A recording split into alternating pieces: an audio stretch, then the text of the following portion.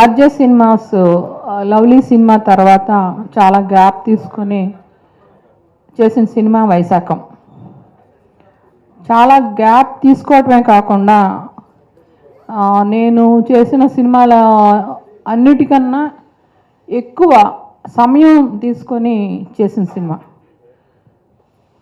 దానికి రీజన్ ఏంటంటే ఎక్కడ కాంప్రమైజ్ కాకుండా కంప్లీట్గా సెల్ఫ్ సాటిస్ఫై అయితేనే ఈ సినిమా చేయాలి అని ముందే డిసైడ్ చేయటం వల్ల ఎక్కువ టైం తీసుకొని ఈ సినిమా చేశాను. దాదాపు సంవత్సరం. సినిమా తీసేశాక అన్ని విభాగాల వాళ్ళకి, అన్ని టెక్నీషియన్స్ అందరికీ, ఆర్టిస్టులందరికీ సినిమా నచ్చాలని లేదు. ఆ విషయం మన ముందర చెప్పకపోవచ్చు, వెనకాల మాట్లాడుకుంటూ ఉంటారు అంత బాగా రాలేదు మన క్యారెక్టర్ అది ఇది అని. బట్ వైశాఖ మాత్రం 100% అందరూ టెక్నీషియన్స్, ఆర్టిస్టులు అందరూ చాలా ఇష్టపడ్డారు, చాలా అభినందించారు నన్ను, చాలా బాగుందని అప్రిషియేట్ అయ్యారు. సో మాకందరికీ 100% ఈ సినిమా చాలా మంచి సక్సెస్ అవుతుందని నమ్మకం ఉంది. ఆ నమ్మకానికి కారణం మీరు సినిమా చూస్తే అర్థమవుతుంది. త్వరలో సార్ టైం తీసుకోవడానికి ఇది చాలామంది ఆర్టిస్టుల కాంబినేషన్ ఉందండి. అది పక్కాగా రావాలని ఇంటెన్షను. ప్లస్ హీరో హీరోయిన్స్ ఇద్దరు కొత్త వాళ్ళతో పర్ఫెక్ట్గా పెర్ఫామ్ చేయించాలను మరో ఇంటెన్షను. వీటి వల్ల టైం ఎక్కువ తీసుకోవటం జరిగింది. కొత్త వాళ్ళతో ఇబ్బంది అంటే టైం ఎక్కువ పడుతుందండి. అంటే మనము అనుకున్నది వాళ్ళలో ఇన్పుట్ చేసి మనం అనుకున్నది ఆ సేమ్ యాక్టింగ్ పెర్ఫార్మెన్స్, ఆ ప్యాటర్న్ వాళ్ళ దగ్గర నుంచి తీసుకురావడానికి మనకి it's a time taken process అండి. సీను బిఫోర్ ఎక్స్ప్లెయిన్ చేసినా, డైలాగ్స్ చెప్పినా, ఏం చేసినా తర్వాత కెమెరా ముందర సేమ్ అవుట్పుట్ మనం అనుకున్న, మన మనసులో మనం అనుకున్న క్యారెక్టర్ సేమ్ అవుట్పుట్ రావాలంటే కొత్త వాళ్ళతో ఎక్సర్సైజ్ చేయించాలండి. దానికి ఎక్కువ టైము, కంపారిటివ్గా ఎక్కువ టైం పడుతుంది నాకు తెలిసి. సాంగ్స్ ఎక్కడైనా చేయొచ్చండి, అయితే విజువల్గా సాంగ్స్ బాగుండాలి అనేది నా ఫస్ట్ నుంచి నా ఒపీనియను, అందుకని లాస్ట్ టైము లవ్లీకి టర్కీ వెళ్ళాము. ఈసారి ఎక్కడికి వెళ్ళాలి అంటే ఆల్మోస్ట్ అన్ని సినిమాలు అన్ని చోట్లకి వెళ్తున్నారు. స్పెయిను, అన్ని చోట్లకి, ఇంగ్లాండు, అన్ని చోట్లకి వెళ్తున్నారు. అంటే ఆడియన్స్కి వాళ్ళు చూడని ఒక కొత్త ప్లేస్ చూపించాలి. ఆ కొత్త ప్లేస్ ఏంటి అని నేను ఇంటర్నెట్ సెర్చ్ చేస్తున్నప్పుడు చాలా బ్యూటిఫుల్ లొకేషన్స్ చూశానండి. అదే కజకిస్తాన్. రష్యా నుంచి విడిపోయి ఇండివిజువల్ కంట్రీగా ఇప్పుడు ఉంది. ఇంతవరకు కజకిస్తాన్లో ఎవరు షూట్ చేయలేదు. అంటే తెలుగు వాళ్ళే కాదు, ఏ లాంగ్వేజ్ వాళ్ళు వెళ్ళలేదు కజకిస్తాన్. ఎందుకంటే అక్కడ అట్మాస్ఫియర్ ఎలా ఉంటుంది, గవర్నమెంట్ పాలసీ ఎలా ఉంటుంది, ఏది తెలీదు. బట్ అట్లాంటి తెలియని ప్లేస్కి నేను చాలా డేర్ చేసి వెళ్ళానని చెప్పచ్చు. అక్కడ ఒక 3 సాంగ్స్ చూశానండి. ఆ సాంగ్స్ బేసిక్గా మీకు కూడా చాలా బాగా నచ్చుతుంది. ఎందుకంటే ఆ టెర్రైను, ఆ బ్యూటీ బహుశా మరే కంట్రీలోని ఉండదు. అంత బ్యూటిఫుల్ ప్లేసెస్ అక్కడ మేము షూట్ చేసాం. ఓన్లీ సాంగ్స్ కోసమే వెళ్ళామండి. సాంగ్స్ చేసాం. శేఖర్ మాస్టర్ సాంగ్స్ చేశాడు, చాలా బాగా వచ్చినాయండి. అంటే వెళ్ళినందుకు వీఆర్ క్వైట్ హ్యాపీ. యాక్చువల్గా ఇది రిస్కేనండి.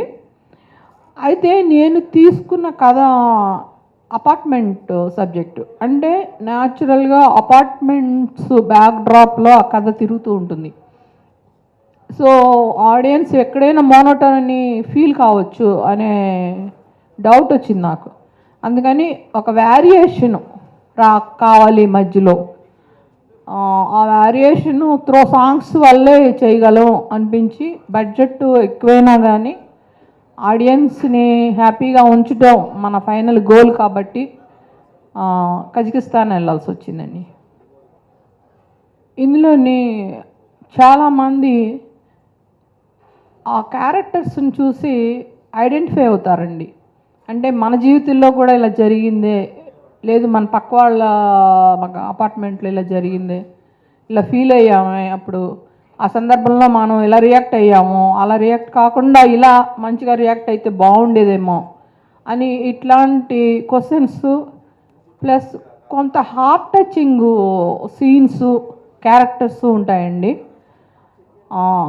ఇది సినిమా చూసినప్పుడు స్టార్టింగ్లో అన్ని ప్రశ్నలు వస్తాయి ఆడియన్స్కి. ఎందుకు ఇట్లా ఈ హీరోయిన్ ఎందుకు ఇలా బిహేవ్ చేస్తుంది, హీరో ఎందుకు ఇలా బిహేవ్ చేస్తున్నాడు, ఏంటి రీజన్, ఈ క్యూరియాసిటీ ఇంటర్వెల్ వరకు వస్తుందండి. ఇంటర్వెల్ నుంచి సబ్జెక్ట్ స్టార్ట్ అవుతుంది. సో చాలా, నాకు తెలిసి చాలామంది ఆడియన్స్, మోర్ దెన్ 50% ఆడియన్స్ ఈ సినిమా సబ్జెక్ట్తో ఐడెంటిఫై అయ్యి, మా లైఫ్లో కూడా ఇలా జరిగింది అని ఐడెంటిఫై అయ్యి, కొంతమంది ఇలా కాకుండా ఇలా మంచిగా మారితే బాగుంటుంది అని అనుకుంటే చాలా చాలా మంచి పరిణామం అవుతుందండి అది. ఎస్ ఎస్ లేదు లేదు లేదు లేదు అట్లా వెళ్ళదు. ఈ ఈ క్యారెక్టర్, ఈ అమ్మాయి క్యారెక్టర్ పూర్తిగా వెరీ, ప్లీజ్ సైలెన్స్ ప్లీజ్.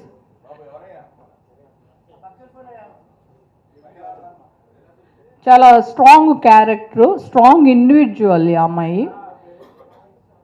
ఈ అమ్మాయి ఒక పర్పస్తో ఆ అబ్బాయి లైఫ్లోకి వచ్చి ఆ అబ్బాయి లైఫ్ని మారుస్తుంది.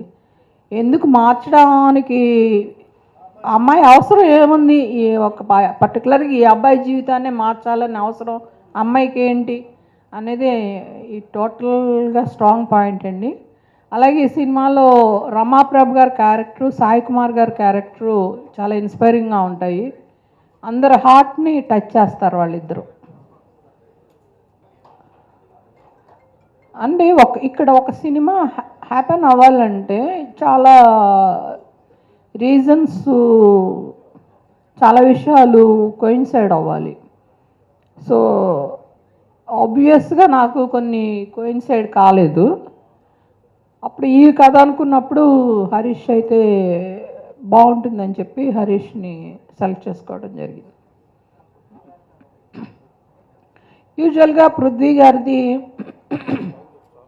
ఎక్కువ కామెడీ బేస్డ్, ప్లస్ ఆల్రెడీ ఉన్న క్యారెక్టర్కి ఇమిటేట్ బేస్డ్గానే జరుగుతుంది ఆయన క్యారెక్టర్స్. బట్ ఈ సినిమాలో ఆయన అది చాలా అంటే మంచి క్యారెక్టర్, అంటే ఇట్స్ కామెడీ క్యారెక్టర్ కాదు, కథలో ఇన్వాల్వ్ అయ్యే క్యారెక్టర్. ఈ సినిమాలో ఒక కథని పృథ్వీ గారితో కూడా చెప్పిస్తున్నాం.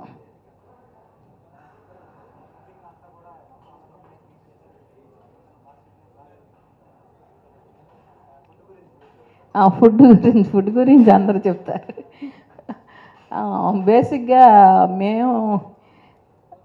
బేసిక్గా ఫ్రమ్ ద బిగినింగ్ ప్రేమల పవని కళ్యాణ్ దగ్గర నుంచి కూడా ఆర్టిస్టుల్ని, టెక్నీషియన్ని బాగా ట్రీట్ చేయడం అనేది మా అలవాటు. ఎందుకంటే మేము వాళ్ళని ఫ్రెండ్స్గానే చూస్తాం. మేము ఎలా ఫీల్ అవ్వాలనుకుంటామో ఒక షూటింగ్లో, అలా వాళ్ళు కూడా ఫీల్ అవ్వాలి అనేది మా బేసిక్ నేచరు. సో దానివల్ల ముందుగా ఫుడ్ పాయింట్ వస్తుంది. ఎందుకంటే అందరూ మార్నింగ్ బ్రేక్ఫాస్ట్ నుంచి డిన్నర్ వరకు ఏం కావాలంటే అవన్నీ ప్రొవైడ్ చేయటం. దానివల్ల పృథ్వీ గారు రాజుగారు 100 సినిమాలు తీయాలని ఫుట్బాల్ ఆశీర్వదించారు. డిజిటల్ రాకముందరే నేను సుబ్బారావు గారు కలిసి ఒక సాంగ్ తీసాం చంటిగాడికి. అప్పటికి డిజిటల్ అంటే ఏంటో తెలీదు. ఆ సాంగ్ రామోజీలో డెవలప్ చేస్తే రామోజీరావు గారు చూసి అప్రిషియేట్ చేశారు. అది రామానాయుడులో చూస్తుంటే సురేష్ బాబు వచ్చి చూసి అంతే జయ 10 సంవత్సరాల తర్వాత ఇంకా ల్యాబులు ఉండవు అన్నారు. అలాగే 10 ఇయర్స్ తర్వాత ల్యాబులు మూసేసుకోవాల్సి వచ్చింది. అంటే టెక్నాలజీ వస్తోంది అనేది మేము చాలా ముందే కనిపెట్టాం. యాక్షన్ ఎపిసోడ్ ఉందండి, కానీ అది అంత చెప్పుకోదగ్గ యాక్షన్ ఎపిసోడ్ కాదు. జనరల్గా కథలో రన్ అయ్యే ఎపిసోడ్, కామెడీ డోస్ ఉంటుంది. అనే క్యారెక్టర్సే మన రియల్ లైఫ్లో కూడా కొంతమంది బిహేవియరు, టాకింగు అది నవ్విస్తుంది. వాళ్ళని చూస్తేనే మనం నవ్వుతాం, అనుకోకుండానే మనం నవ్వుకుంటాం. అట్లాంటి క్యారెక్టర్స్, సహజంగా నవ్వించే క్యారెక్టర్స్ సినిమాలో ఉన్నాయి. అంటే ఖర్చు పెట్టేటప్పుడు నాకే ఎక్కువ టెన్షన్ ఉంటుంది ఆయనకన్నా. అంటే ఇంత ఖర్చు పెడుతున్నాము, ఇంత రిటర్న్ వస్తుందా లేదు, ఎక్కడన్నా బ్లాక్ అవుతామా అని మనీ మ్యాటర్స్ విషయంలో నేను ఎక్కువ టెన్షన్ పడతాను ఆయనకన్నా. సో అది ఒక రకంగా ఇంకో ప్రొడ్యూసర్ అయితే బహుశా ఫ్రీగా ఉండేదాన్నేమో. నేనే ప్రొడ్యూసర్ అవటం వల్ల ఆ టెన్షన్ ఒకటి రన్ అవుతూ ఉంటుంది ప్రతిరోజు లెక్కలు చూసుకున్నప్పుడల్లా.